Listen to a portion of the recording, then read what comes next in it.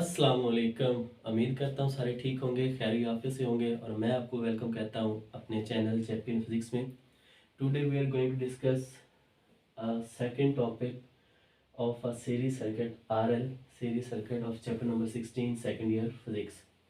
हमने इससे पहले जो था आरसी सीरीज सर्किट डिस्कस किया था। आज हम आरएल सीरीज सर्किट डिस्कस करेंगे। बिल्कुल सेम प्रॉपर्टीज़ हैं। जिनको ये सर्किट सिंगल वे में डिस्कस करना आते हैं वो कंबाइंड फॉर्म में भी इसको डिस्कस कर सकते हैं। It's not a very big deal. तो आरएल सीरीज सर्किट एक ऐसा सर्किट होता है जिसमें एक इंडक्टर होता है और एक रजिस्टर होता है जो कनेक्टेड होते हैं किसमें, सीरीज में। जैसे कि आपको दिखाया गया है, ये अब आपके पास एक रजिस्टर है और ये आपके पास एक इंडक्टर है जिसकी इंडक्टेंस क्या है, एल है। ठीक है, तो ये आपके पास सर्किट डायग्राम। आगे एक्सप्लेनेशन में बात करें तो हमारे पास एक इंडक्टर और एक रजिस्टर जो है वो सीरीज़ में कनेक्टेड है। सो इनके दरमियान जो करंट है वो क्या रहेगा, सेम रहेगा जो इसमें पास करेगा। पोटेंशियल डिफरेंस की बात करें, चलें इन सब बातों से पहले वही पिन पॉइंट्स में रिवाइज कर देता हूँ। हमने इन टॉपिक्स में क्या करना है, इन दोनों टॉपिक्स में आर सी में और आर एल में।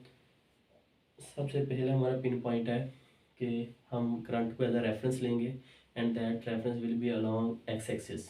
ठीक है, हॉरिजॉन्टल लाइन के अलोंग लेंगे एक बात। फिर हम जो अप्लाइड वोल्टेज है उसका रिलेशन निकालेंगे। ठीक है, दूसरी बात। तीसरी बात हम इम्पीडेंस कैलकुलेट करेंगे और चौथी बात हम फेज़ देखेंगे। ठीक है, कि कितना एंगल बन रहा है।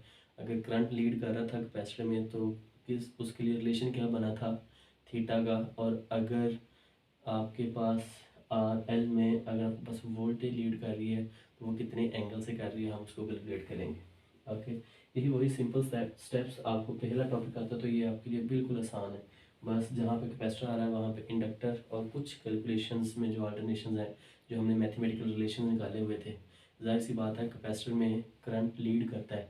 कैसे लीड करता है ये प्रीवियस लेक्चर्स में बड़ी डिटेल के साथ डिस्कशन हुई है, तो मैं यहाँ पे रिवाइज़ नहीं करूँगा क्योंकि ये टॉपिक आगे आने वाले जितने टॉपिक हैं वो हर प्रीवियस टॉपिक के साथ कनेक्टेड है।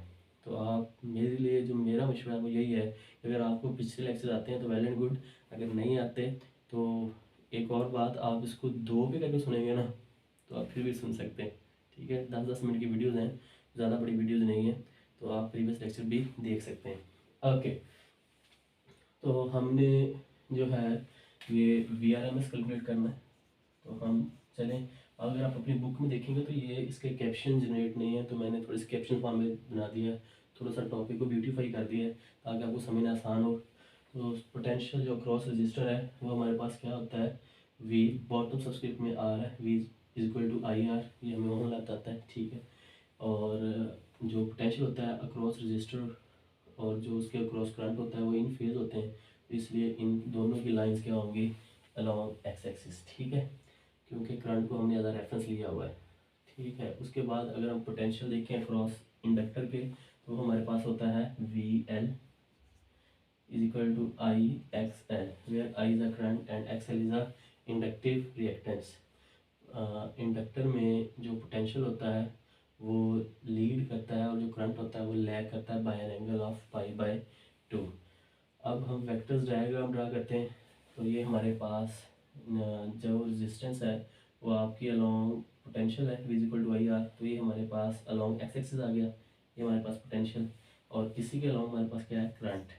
करंट दोनों में सेम है, तो आपके पास जो करंट अक्रॉस रजिस्टर है वो भी अलोंग एक्स एक्सिस है, और जो करंट अक्रॉस इंडक्टर है वो भी क्या है, अलोंग एक्स एक्सिस, क्योंकि सेम है।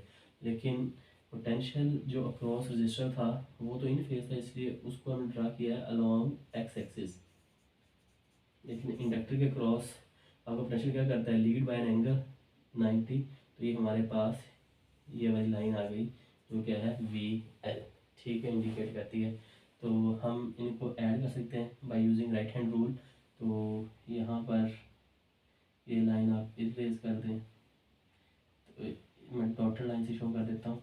यही मेरे पास क्या है, वी एल, और हेड के साथ टेल होगी तो ये मेरे पास क्या आ जाएगा, resultant vector V R M S. ये जो एंगल बना है थीटा, ये वो फेज होगा जिस एंगल के साथ आपकी ये वोल्टेज इस करंट को, ये जो अलोंग एक्सिस है आई आर एम एस, उसको क्या कर रही है, लीड कर रही है।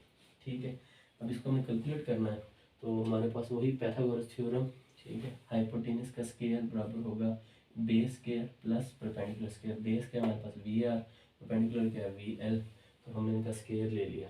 इम्पीडेंस क्या है इन दोनों का कंबाइन। अब जिस के अक्रॉस आपके पास क्या है पोटेंशियल अक्रॉस रजिस्टर, वो जिस एक्सिस में है उसी एक्सिस में क्या होगी आपकी रेजिस्टेंस, और जिस एक्सिस के अक्रॉस आपका पोटेंशियल अक्रॉस इंडक्टर उसी के अक्रॉस क्या होगी इंडक्टिव रिएक्टेंस एक्स एल, ठीक है। तो ये इसका ग्राफ अलहदा बनाया जाता है, लेकिन वोल्टेज का और जो इम्पीडेंस का हम जब ग्राफ बनाते हैं दोनों ग्राफ सेम ही आते हैं, क्योंकि जिस अक्रॉस वोल्टेज होती है उसी अक्रॉस उसकी ऑपोजिशन होती है।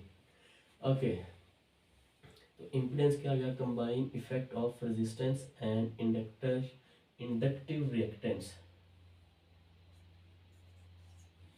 To flow of AC is called impedance.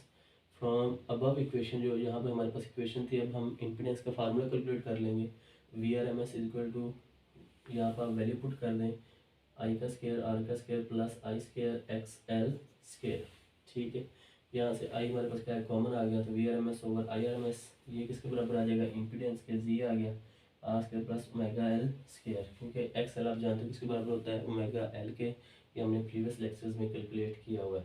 Phase की बात करें तो आपका जो करंट है वो लैग्स बिहाइंड होता है, यहाँ जो आपकी वोल्टेज होती है वो लीड करती है जो बाय एन एंगल थीटा है, और उस थीटा को कैलकुलेट करने के लिए हम ट्रिग्नोमेट्रिक रेशियो यूज़ करते हैं टेंजेंट की। तो टेन ऑफ थीटा बराबर होता है परपेंडिकुलर ओवर बेस के, यहाँ पर परपेंडिकुलर हमारे पास क्या है VL और बेस हमारे पास क्या है VR, तो हमने वैल्यू पुट कर दी।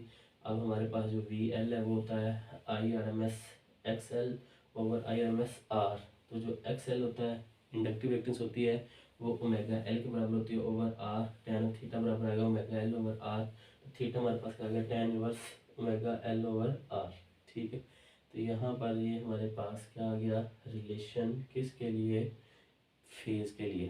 तो आपने एक बात और भी नोट की होगी, अगर आपने प्रीवियस लेक्चर देखा है तो कैपेसिटर RC सर्किट में और RL सर्किट में ये दोनों ग्राफ बिल्कुल एक दूसरे के क्या होते हैं ऑपोजिट होते हैं।